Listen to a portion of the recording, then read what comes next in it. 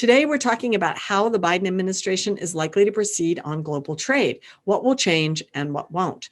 And as our guest Ling-Ling Wei of the Wall Street Journal pointed out, there's still 10 weeks of the Trump administration to go. So we'll talk about what might happen in the meanwhile as well.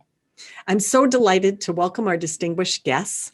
First up will be Mary Lovely, Professor of Economics at Syracuse University's Maxwell School of Citizenship and Public Affairs, and a Senior Fellow of the Peterson Institute of International Economics.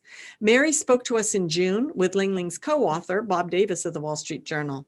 And her talk was a hit with journalists. So we've asked her to come back and give you not just an overview, but some trade data that's nicely curated for use by reporters and might help you in your reporting for the next few weeks and months. Our next guest will be Ted Alden. Ted was once bureau chief of the Financial Times in Washington, and he covered NAFTA and WTO before going on to glory at the Council on Foreign Relations. I commend to you his book, which is called Failure to Adjust. And well, the title says it all. Ted will give a global overview and some tips for journalists as well. And finally, Ling-Ling Wei of the Wall Street Journal, co-author with Bob Davis of Superpower Showdown, which came out this spring, which is a marvelous history of the US-China trade war. Several journalists have sent in questions by email ahead of this show, and I've asked the panelists to address them. We'll also have Q&A. If you have a question, raise your Zoom hand. That's the little green button on the bottom of your screen, and we'll give the microphone over to you. You can also drop a question into the Q&A text function. And please tweet today at #NPFTrade. Thank you so much, and thanks to all of you for joining us today. I'll turn the floor over first to Mary Lovely. Welcome, Mary. Thanks so much, Sunny. It's great to be here with Ted and Ling-Ling, and I hope we have a very productive session. I'm going to share my screen now. I've prepared some slides that I hope will help us to begin the conversation. Here we go. So it's about the U.S. and the U.S. election and trade. Does it matter? And as a trade economist, you can probably guess that I think the answer to that question is yes, it does matter.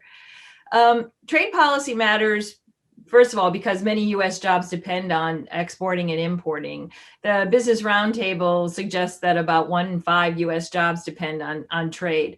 If we look forward to the next generation, we will know that international markets will be more, not less important for younger Americans during their working lives, in large part because the rest of the global economy will grow faster than the U.S. economy. And that means that more of their jobs will be tied to exporting and importing by the U.S. and the rules of the road for global trade. The U.S. crafted that system and leads the world trading system. And as such, our behavior creates norms. I think a question we're moving forward is, do we want to craft a system of rules and follow them? Or do we want to pursue a more unilateral approach, as President Trump has done? Global cooperation on trade is going to be essential to handling key transnational threats, including climate change, which President-elect Biden has said will be among his top priorities, as well as terrorism and nuclear proliferation. So all of these different means of international relations come together in U.S. trade policy. Now, President Trump and President-elect Biden differ on U.S. engagement with the world in quite stark ways. President Trump has run on a platform of America First. He has declared himself a tariff man, very proudly. President-elect Biden, on the other hand, is seen as more of an alliance man. He has a long career working with allies and has repeated in his campaign platform that working with allies and reinvigorating international engagement will be important to his pursuit of reinvigorating the U.S. economy, as well as dealing with the COVID-19 crisis. President Trump has presided over a radical shift in U.S. trade policy. Sometimes the extent to which the shift was really different than previous administrations, as I think underreported. U.S. trade policy aimed at reinforcing U.S. manufacturing base and rebalancing U.S. merchandise trade. That probably is not that surprising. Many previous presidents have spoken about the importance of U.S. manufacturing and decried the perils of a very large trade deficit. However, President Trump's administration took this much further by prioritizing bilateral talks with major trading partners in which the U.S. sought to gain advantages as part of its America First policy. Regional initiatives, WTO initiatives, were given lower priority or disrupted. So, for example, one of the first acts by President Trump was to pull out of the Trans-Pacific Partnership.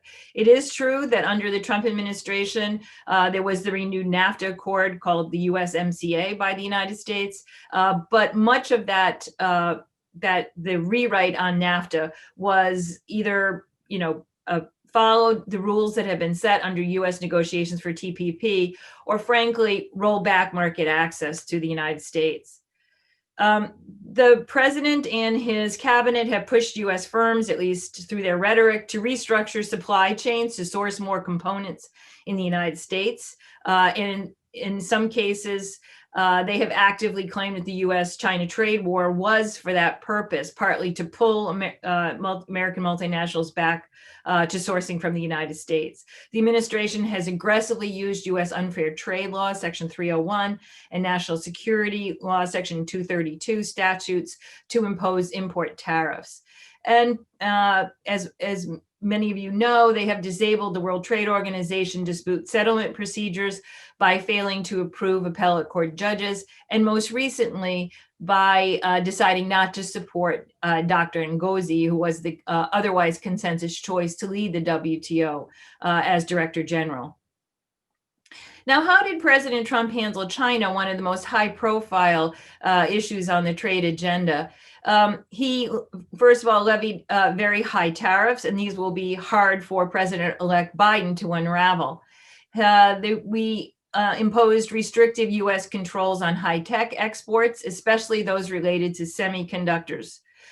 We imposed tighter screening of Chinese investment coming into the United States through an updated CFIUS legislation. We imposed new restrictions on visas for Chinese nationals, sanctions on Chinese officials and entities related to policies in Xinjiang and Hong Kong. And lastly, in a different vein, President Trump signed a phase one deal with China that promised purchases of U.S. exports by China. I'll take a deeper look at a couple of these, beginning with the U.S. Tariffs on Chinese imports and China's reaction to those. This is a nice graph that was originally done by Chad Bown and is updated regularly. There's a link here in the slide. The blue is the tariffs as they are increasing over time in value for the United States against U.S. Imports from China. The red are Chinese tariffs on U.S. goods. We see that by the middle of 2020, there were tariffs of about 20% by the United States on Chinese exports and by China on U.S. exports. Not shown here is the fact that 2/3 of imports going each way were subject to tariff. It's important to look back and see that U.S. tariffs by the end of the trade war were 6 times higher on average than they had been prior to the trade war. So this was a very significant deterioration in U.S.-China trade relations. If we look at Chinese investment into the United States, we had seen that it was rising, particularly after 2015. This is a chart that was done by a colleague of mine at the Peterson Institute, Martin Chorzempa. It's a new chart, and you can see that Chinese, the red part, the number of Chinese investments in the United States was increasing. A share of them were aimed at U.S. technology companies. Chinese investment into the United States has fallen dramatically since the beginning of the U.S.-China trade war. And right now, cases that are referred to the Committee on Foreign Investment in the United States, or CFIUS, that are from China has fallen to third. It's only about 28 cases in 2019. You can see that more investment from the EU has been subject to review, as well as from Japan and from Canada. Now, how well did President Trump's policies work in achieving his goals? Well, very quickly, we know that taxes were not paid by China. And in fact, the extent to which the tariffs were paid by American consumers and businesses, I have to say, was frankly surprising, even to seasoned international trade economists. But now we have ample evidence from detailed analysis of US customs data that shows that the prices that we paid to Chinese exporters did not budge on average. And in fact, it's hard to find much variation by different types of goods. That evidence shows that the tax was passed forward to US consumers and businesses. Downstream businesses, for example, those who use steel, President Trump placed tariffs on steel and aluminum imports for many of our allies. Downstream businesses paid higher input taxes as a result of the Trump-led tariff surge. The tax is worth about $1,600 per worker in affected firms, that is manufacturing firms that buy inputs that are now subject to taxes. New estimates from economists show that about 200,000 job losses resulted from these new tariffs. So on net, the tariffs were a job buster, not a job creator. Retaliation by our partners has hurt American businesses, and particularly American farms. All of the import taxes paid by Americans have been distributed as farm aid. That at least this is the import taxes that were collected from China, from the purchase of Chinese imports from China. Overall, the U.S. trade deficit and the trade deficit with China are larger today than they were in 2016. So by any of these metrics, the policies have not worked to achieve their stated goals. We can look at the Trump administration's phase one deal with China and ask if that was a success. A key feature of that deal is purchasing targets, which are divided into 4 separate categories of goods. One that President Trump is particularly focused on was the purchasing targets for U.S. agricultural products. There have been a number of objections raised about the phase one deal, including that meeting the targets, which are very aggressive, would require the Chinese government to mandate purchases by its companies. Exactly the opposite of market reform, which is what the United States has said it seeks in China. The thorniest problems that were addressed in the original Section 301 investigation of Chinese practices, such as Chinese state subsidies, have been left unaddressed by phase one and left aside for phase two, if it ever comes. Now, if we look at the U.S.-China phase one purchases, and this is a U.S.-China phase one tracker that is done by the Peterson Institute, you can see that with the dark lines here, that China is way below the path, the dotted line here, that they would need to be on if they're going to achieve the purchases that they say they will achieve within 2 years. It is, of course, always possible that they'll make big purchases in the second year, but right now China is making progress, but clearly not on track to achieve the very aggressive goals. The America First policy has certainly eroded U.S. alliances over the last 4 years. The U.S. is increasingly viewed as a blocker in many international efforts. The Trump administration has pulled us out of the Paris Accord, the Paris Agreement on Climate Change. It has disabled dispute settlement procedures as a WTO by failing to approve the appellate judge appointments. It says withdrawn from the World Trade Organization. I'm sorry, that means the World Health Organization. I have to correct that on the slide. It's used U.S. monetary dominance to enforce unilateral sanctions against international actors. It has failed to promote new agreements on digital trade, taxation of multinational corporations, and digital taxation, issues that have been very important, particularly to our European allies. Now, looking ahead, what is President-elect Biden likely to do? We know and expect clearly from his history that President-elect Biden will work more closely with Western allies and use international institutions to promote new global initiatives. This is, of course, realizing that his first-year focus is going to have to be on the domestic agenda, in particularly getting the COVID-19 outbreak under control and reviving U.S. economy.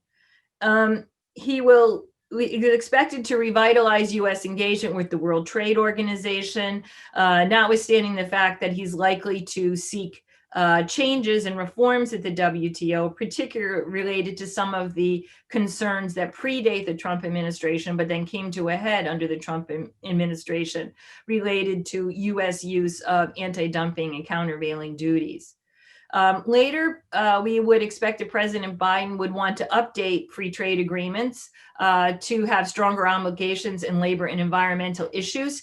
Here, we have to remember that the USMCA passed Congress by getting support from a Democratic House, by having stronger rules on labor standards and environmental standards. And we're clearly expecting President Biden to use subsidies to propel U.S. innovation, as per his platform, to remove national security tariffs against our allies, and in particular to broaden Buy America preferences for public procurement. This is something that he has promised, and we're almost sure to see. Okay, having said that President-elect Biden will be focused on the domestic economy, we can say that he will need to engage on trade. The domestic economy will be Biden's focus, but there's going to be continued need to create strategic alliances and engagement in other areas. Other countries are moving ahead and setting new rules and standards without the U.S. This weekend, we saw the signing of the Regional Comprehensive and Economic Partnership in Asia. And the Biden administration will want to move ahead to address some of those ongoing activities. China is moving ahead with industrial policies and deeper integration in Asia and Africa. These moves are surely going to have to shape the Biden administration's response to China and update the approach that inherits from the Trump administration. One of the things I found interesting is the statement, "No toolkit contains only hammers." President Trump has liked hammers, including tariffs. We'll have to see whether Biden's coalition will permit the U.S. to roll back tariffs, rejoin the Trans-Pacific Partnership, or lead reforms at the World Trade Organization. In other words, will it allow for deeper engagement as well as rollback in some of the hammers that we've already used? Okay, I'll leave it there and pass it back to Sunny.